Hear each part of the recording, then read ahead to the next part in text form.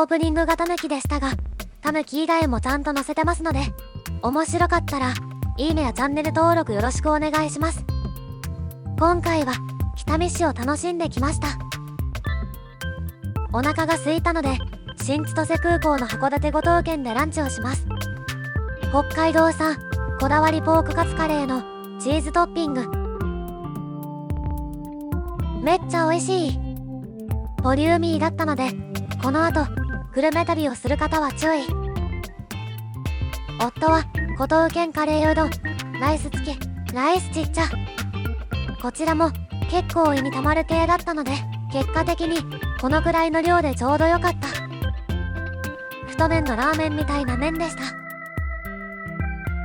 女満別空港から車で約1時間5分、広大なサロマ湖を望むことのできるホテルです。白鳥がたくさんいましたよ。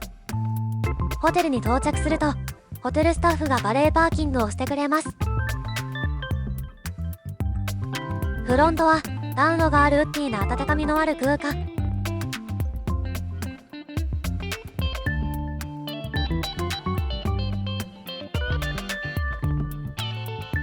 暖炉の火の音と揺れる炎に癒される。ロビーには夕日の見頃時間が掲示してあります。日没時間が早すぎて見間違いかと思いました。日没が早いので17時はあたり真っ暗でしたよ。ウェルカムドリンクはコーヒ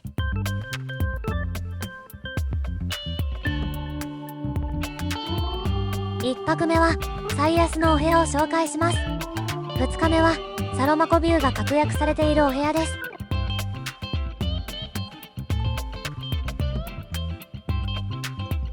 まず1日目は最安のお部屋です。洋室ツインルーム23平米、湖サイドビュー。思ったより良さそう。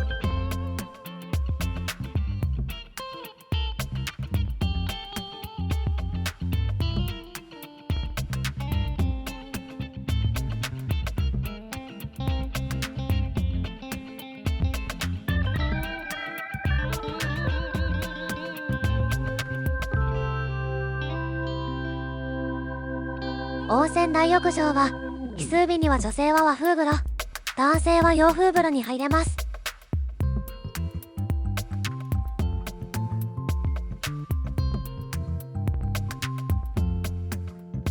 お水が冷蔵庫に用意されていました。こんなタイプは初めてですが助かります。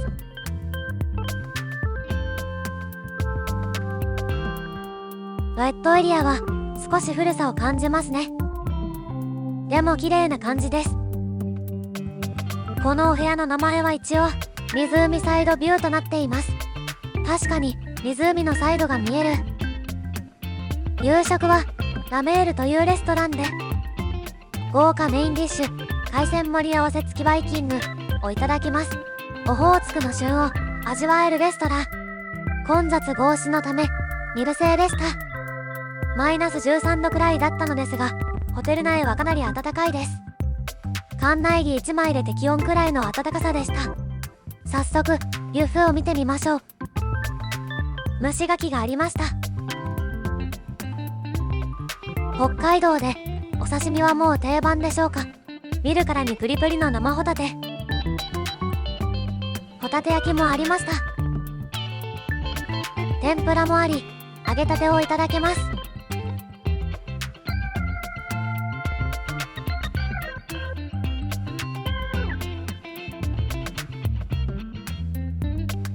一人鍋も楽しめます。チゲスープや薄鍋スープなど5種類スープがあります。具材はキノコ類や野菜、貝や牡蠣、豚肉。塩ちゃんこだれで鍋を作ってみました。春菊やキノコ類、アサリ、鮭など入れてみましたよ。美味しい。テンションが上がるのはこれだけではありません。この大きな生牡蠣とホタテ、エビ盛りが自動でついてきます。海鮮盛り合わせです。毎日海鮮を仕入れているため、その日の量の状況で変更がある場合があるようです。生牡蠣が苦手な方のために蒸し牡蠣や牡蠣フライもあります。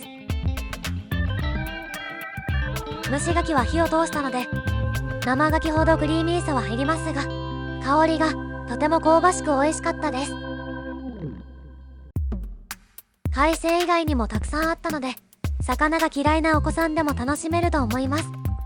レストランと同じフロアにはラウンジプールバーソレイユがあります。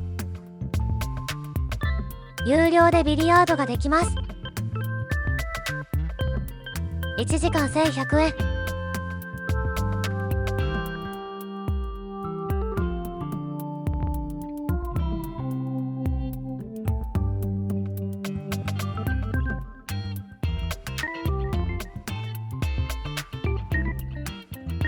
向かいにはバンケットホール。バンケットホールでは無料で卓球ができます。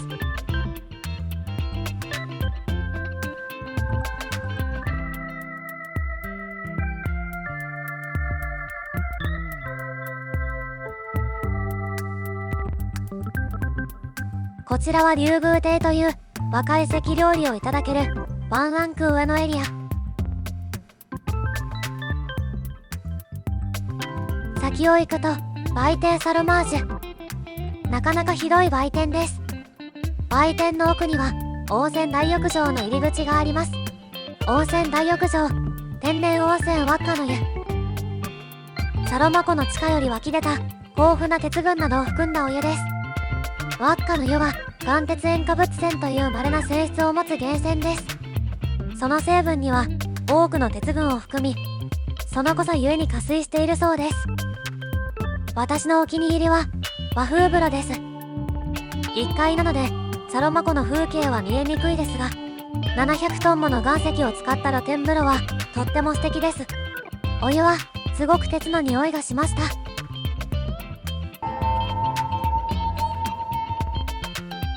朝食は夕食と同じレストランです。天気がいいですね。でもこう見えてマイナス5度です。にもかかわらず薄い館内に1枚で過ごせました。炉端焼きで焼き魚をいただきます。海鮮丼もお好みで作れちゃいます。冷たいだしと温かいだしが置いてあったので海鮮茶漬けにしました。温かいだしだとすぐにお米が水分を吸ってしまうので、夫は冷たいだしで食べていました。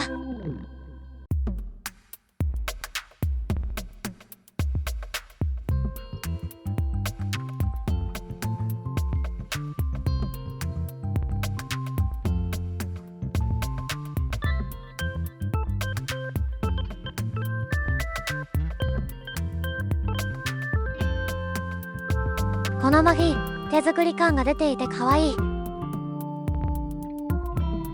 サバの照り焼きやチャプチェ、煮物といろいろありました。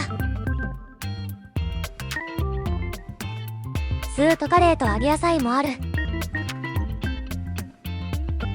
コーンスープとビシソワーズがある。スープ美味しかったです。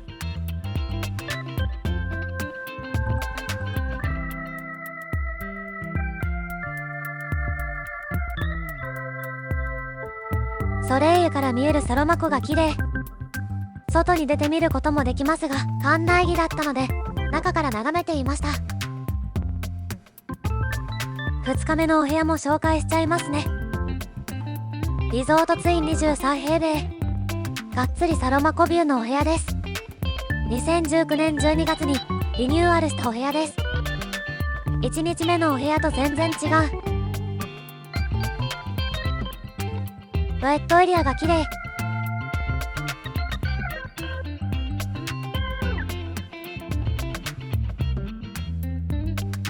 ここの部屋は大きな窓からサロマ湖が見えます。お茶菓子まである。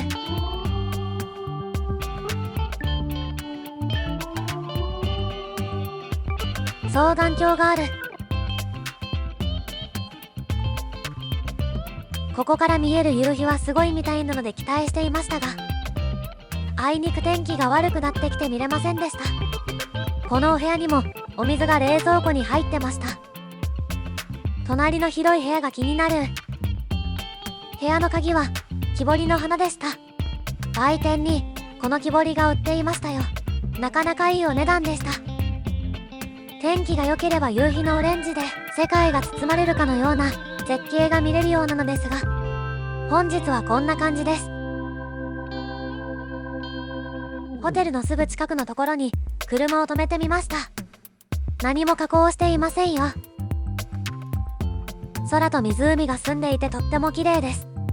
日本の湖で3番目の大きさを誇るサロマ湖。サロマ湖は汽水湖で、さすがオホーツク海の荒波をブロックしてくれるので波が穏やかです。あちこちから白鳥の鳴き声が聞こえてきます。夜、露天風呂に入っている時もめちゃくちゃ聞こえてきました。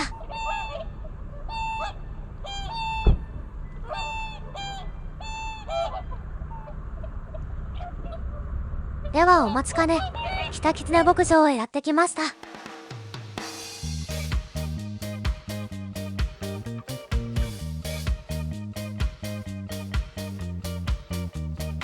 いやー、早速タヌキだ。タヌキをストーキングします。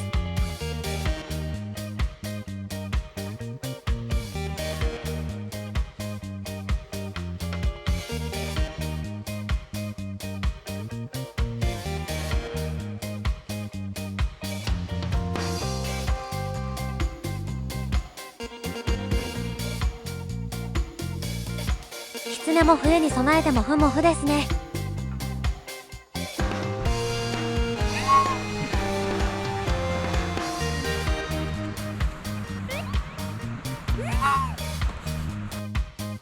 まるちゃんとポコちゃんです。人慣れしすぎて噛みつくそうなので距離を取るよう言われました。今外に少しずつ出して訓練中だそうです。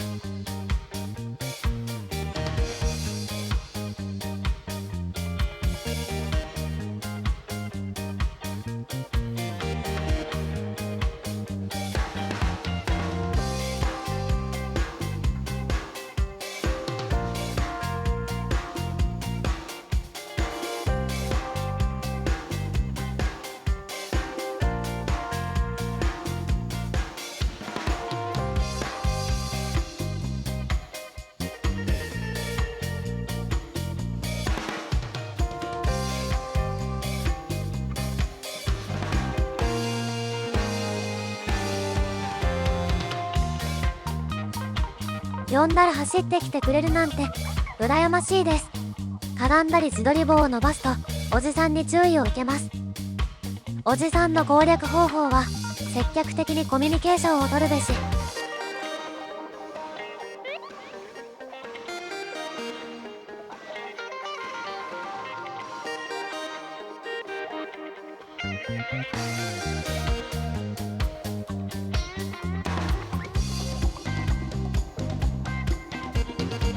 お触りできないので距離をとって温かく見守りましょう。タヌキを触れる施設ないかな。偶然かもしれませんが男性はタヌキに、女性は狐に夢中な人が多かった。夫曰く男はタヌキ顔が好きな人が多いらしい。さ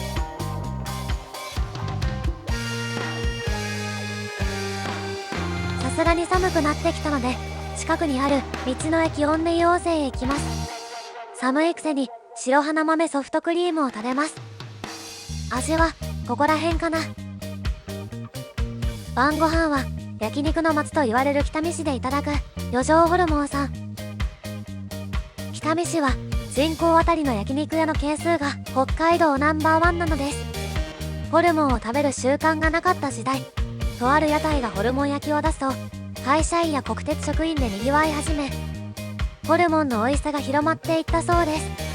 元は70年続く鉄鋼泉会館という温泉だったようですが、取り壊してコンビニになったようです。その雰囲気を引き継いで温泉の雰囲気が残されています。人気店なので予約をしていきました。七輪で焼くスタイルで注文はタッチパネルでできます。北見焼肉といえばサガリとホルモンらしいので人気ナンバーワンの豚ホルモンは食べておかなければ。夫は気に入ったようで豚ホルのおかわりをしていました。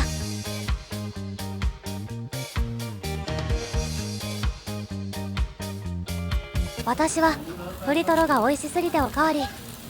牛サガリとカルビもうまし。北見の焼肉店では新鮮な生肉と非加熱の生ダレでいただくのが特徴です。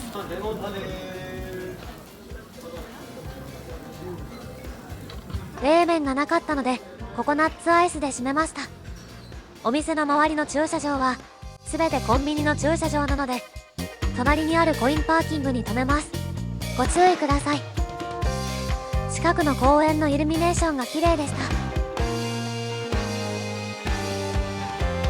ホテルから車で15分の道の駅サロマ湖にも行ってみました。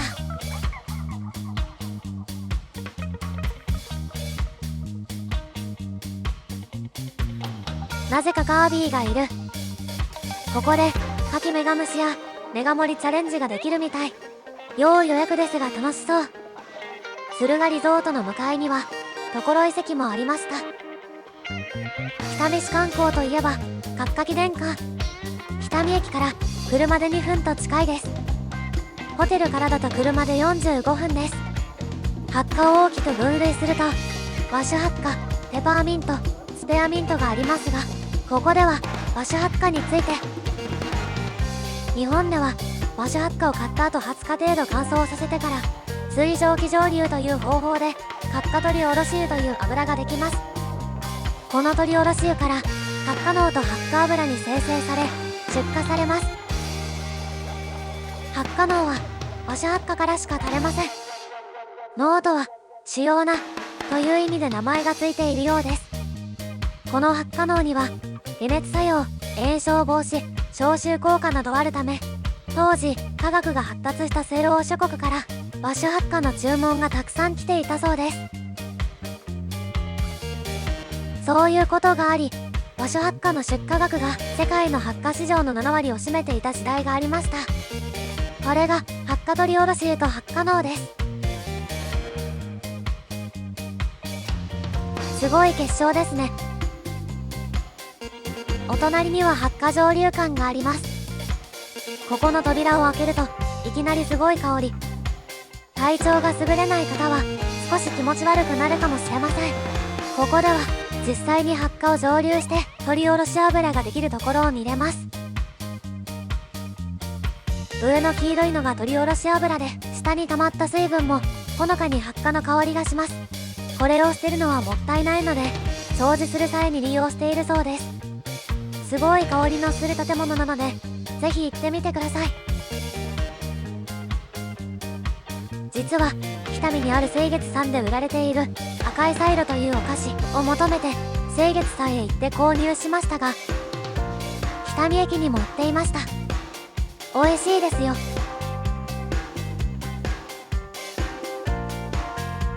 北見市観光最終日のランチはオホーツクビアファクトリーさんへやってきました。北見発火記念館から車で4分で到着。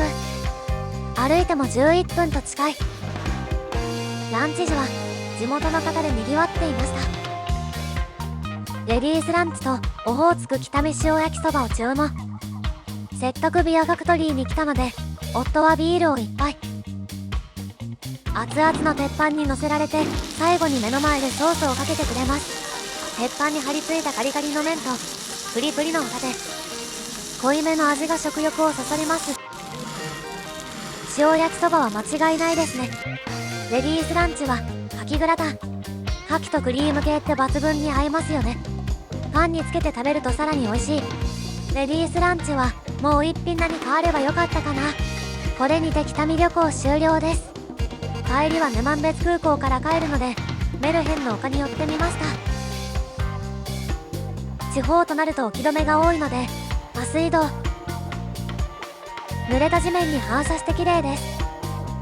今回泊まった敦賀リゾートは支笏湖のホテルがすごいみたいなので泊まってみたいな。